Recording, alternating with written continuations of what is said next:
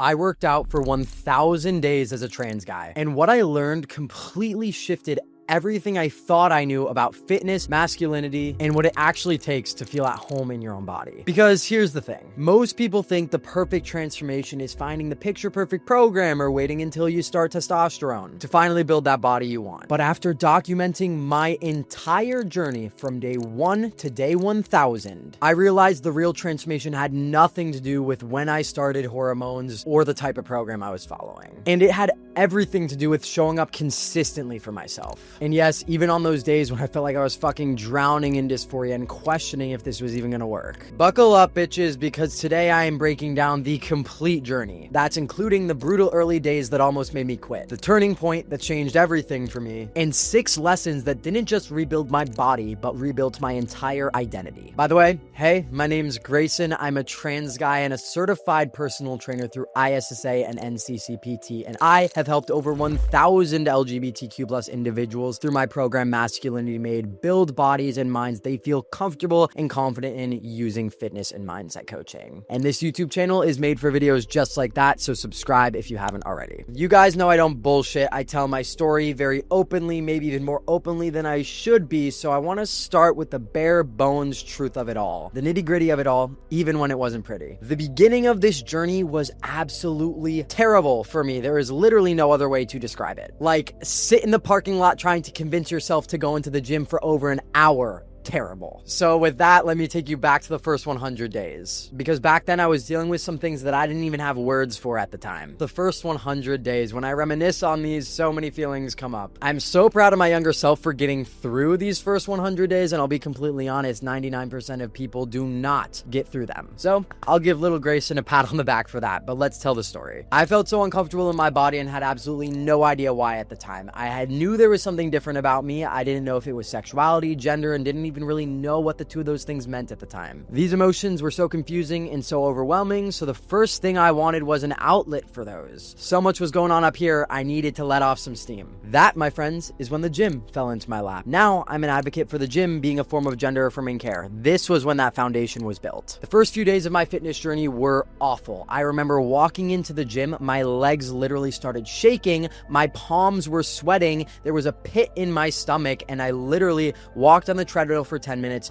tried to hype myself up to go to the free weight section, literally got off the treadmill, walked out of the gym, and walked right back home. That was my first gym experience. Now, looking at me now, a lot of you might not think that, but I promise you my start was very, very rocky. And if you feel that way, that is completely okay. Studies have literally shown that transgender individuals in specific have a harder time getting into physical activities. And there is plenty of reasons for this. This ranges to their body image issues, unwelcoming and unsafe environments, and so much more. So not only did I experience this feeling, but it's literally scientifically proven, and if you are or have felt this feeling, just know you're not alone, know it's okay, and know there is a way to break through it. If you watch till the end of this video, I'm gonna share how. Because in the first 100 days, yes, it can feel hopeless, it can feel tiring, it can feel exhausting, and like there's no light at the end of the tunnel, but if you don't keep walking, then you're never gonna see that light. So I didn't know all the info and research that I do now, but I did know I was definitely not ready to get into the gym yet. So what did I do? I worked out at home. At this point in my life, I was not ready for the gym environment yet, and this was the best case scenario for me, was working out at home, and this was actually during the time of COVID, so it worked out perfectly. Some days I felt so embarrassed as a beginner. I literally remember if my parents or my sister would walk into my room while I was working out, I would roll up my yoga mat super fast and pretend like I was just doing work at my desk or doing schoolwork. I really thought it was so embarrassing starting something new, but what you have to realize is you always have to start somewhere. So what I did is I swallowed my fucking pride, which is definitely needed at this stage in the game. Why did I do this? Because I knew I was working towards a body that I would thank myself for later, and I just needed to get through these first 100 days. When I really started questioning my gender, the gym became my catalyst for change. I had no money for HRT or top surgery, I had no confidence to come out to those around me, and I had no outlet for these confusing feelings. I had nothing else to turn to but fitness, and this is why if you find yourself in what I like to call this waiting period of your transition, this is your time to start your fitness journey. There's no better time than now. Fitness was literally the only thing I had control over in my life, was getting into the gym, showing up for myself, meeting my needs, and knowing I was bettering myself every day. I couldn't control my dysphoria, but I could control how I showed up every day. That, my friends, is something you all need to drill into your heads. Lifting heavy weights as a closeted pre-T trans guy was such a euphoric feeling for me. Even though I wasn't seeing the physical results yet, just being able to get stronger and feel stronger was so empowering for my identity as well. And yes, there were days that I couldn't train, that I felt like a failure. I was never perfect, not even starting out. But what I was learning throughout this process is being compassionate with myself on my hard days is what allowed me to show up for myself 10 times better on my good days. So give yourself some grace in these early stages. Last thing you want is to burn out in these first 100 days, because then I can guarantee you're not going to make it to day 1000. Because the truth is, I could have easily quit during these first few months. And most people do. Because let's think about it. When you're dealing with that level of discomfort, not only physically, but mentally as well, it is so easy to convince yourself, oh, this just isn't for me.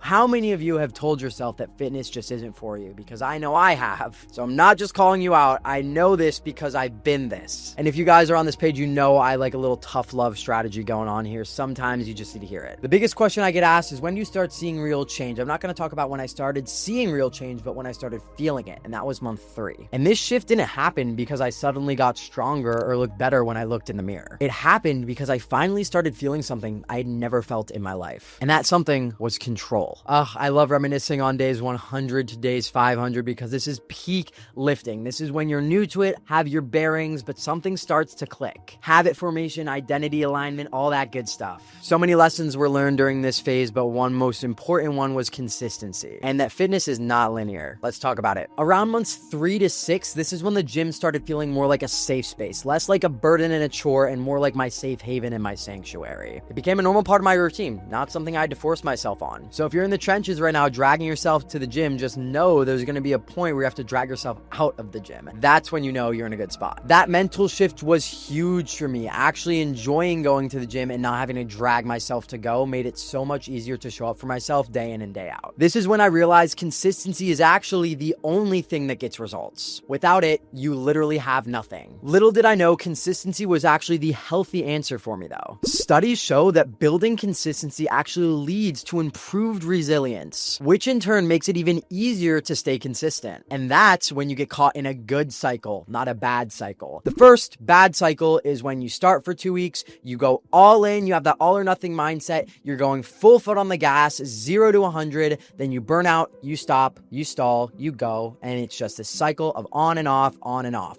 Then the good cycle you get into is when you slowly build up your consistency to the point where you're at, and you build up resilience and trust in yourself, which then builds consistent results. Then you're caught in a good habit loop. This is the side you want to be on. And this is when my progress actually started showing externally and not just within. I remember about 6 to 12 months into my lifting journey, I was able to bench a plate on bench press, 135 pounds. It was a goal I had of mine since the start. And when I finally hit that plate on bench, all that consistency started paying off. I felt euphoria. I felt proud in myself, but more importantly, I felt trust in myself. I stuck to something. I had a goal. I reached it. I can do this. That is what's important. And around the same time, I started coming to terms with my gender identity more and more every single day, as well as posting my videos on social media. From going from an uncomfortable kid lost on their fitness journey to a confident person posting their journey for millions of people to see was a switch I never saw coming. I learned here that progress does not go in a straight line. I remember after I benched that plate on bench press, I went back the next day to try it again and I couldn't do it. And that's when it hit for me. There's gonna be these wins, there's gonna be these ups, but there's gonna be those downs, and you have to take them all with a grain of salt. Keep on pushing, tunnel vision, ups, downs, doesn't matter. You have a path to walk down, and if you want to get to the end, it's one step forward each fucking day. Some weeks I felt unstoppable, and other weeks I felt like that complete beginner that walked into the gym and walked right out. So trust me, it is okay to take 3 steps forward and 6 steps back. It is all a part of the process. What matters is how you handle those feelings and how you proceed and move forward regardless. Around this time as well, I started finding community within the gym spaces. I met my best friend Alia, and we started working out out together, posting content together, and I found a sense of community within this as well. It made me feel so much less alone. It made me feel understood. It made me feel heard. It made me feel motivated. By being able to show up for myself consistently, I attracted like-minded individuals that did the same. And these people are still in my life to this day and are some of the most closest friends and family I have ever had. Finding people who understood what I was going through is the single-handedly most important thing that made this journey sustainable long-term for me. This is when it clicked for me that I didn't have to do this on my own. And that is also when the wheels started spinning on why I built Masculinity Made. Those peak pinnacle moments of finding community, finding connection, and wanting to share that with the world is why I do what I do now, and why I've helped over 1,000 people find that community and find that support within our program. When dysphoria hit the hardest, knowing I wasn't the only one dealing with it made me feel so much less alone and so much more open to talking about those feelings and exploring them and working through them. And throughout these first 500 days, there would still be these moments where my dysphoria was so bad, I would catch myself sitting in the gym parking lot for almost an hour at a time, hyping myself up to go train. What got me out of the car every single fucking time was asking myself one simple question. What would my future self do in this situation? Simple as that. Act in alignment, my friends. That is all you need. But here's what nobody tells you about transformation. The physical changes, those are actually the easy part. And I know that's gonna ruffle some feathers. The hard part, the part that really changes everything, is what happens in your mind when you actually start becoming a person that you can trust. And that is when things got really interesting. Days 500 to 1,000, the point 1% of people make it towards. The point I want each and every one of you to get to based on the tips I'm giving you in this video. This is not just about physical change in these stages, but inner peace. And this is not only when consistency and community click for me, but confidence. Confidence is a long ass journey that I'm still on myself as well. The most profound shift was not the way I saw myself in the mirror and in my physical reflection, but the way I viewed myself as a person, as a being, as an essence of myself, my mindset. A moment this clicked for me is when I started getting my personal training certification. This is when fitness became less of a hobby and more of a passion and my true purpose. I realized that fitness was a form of gender affirming care and a place that built my confidence to a point where I wanted everybody to have access to that. I remember I would take pictures with ease. I would walk into a room instead of hunched over like this with my chest out, open and proud. Again, still at this point, every day I showed up for myself even when I didn't feel like it. Why? I was proving to myself that I'm reliable and that I'm not flaky. Oftentimes when we look to prove ourselves, it's proving ourselves to others, validating others' opinions, having good judge of character. But when do you think about proving yourself to you? That, my friends, is where true success and growth is made. If you're able to have that little pivot between proving yourself to others versus proving trust within yourself, then in turn building trust in yourself, meaning building confidence within yourself, because evidently speaking, that is the definition of confidence, is trust within yourself. When you're able to do that, you will see everything else in your life start to blossom. This follow through on my goals was also just incredibly euphoric for my masculinity personally. And again, everyone's masculinity is different. So this is just subjectively speaking on my own definition. The commitment, the reliability of all of it kind of felt inherently masculine to me, because understanding that gender euphoria is not just about how you look, but it's about the actions you take, the type of person you become, and so much more than just looking in the mirror and having a V-taper back or a more masculine chest. So start thinking if your actions align with what's going to make you euphoric on a daily basis. There's things you can't change physically. There's things you can be able to change mentally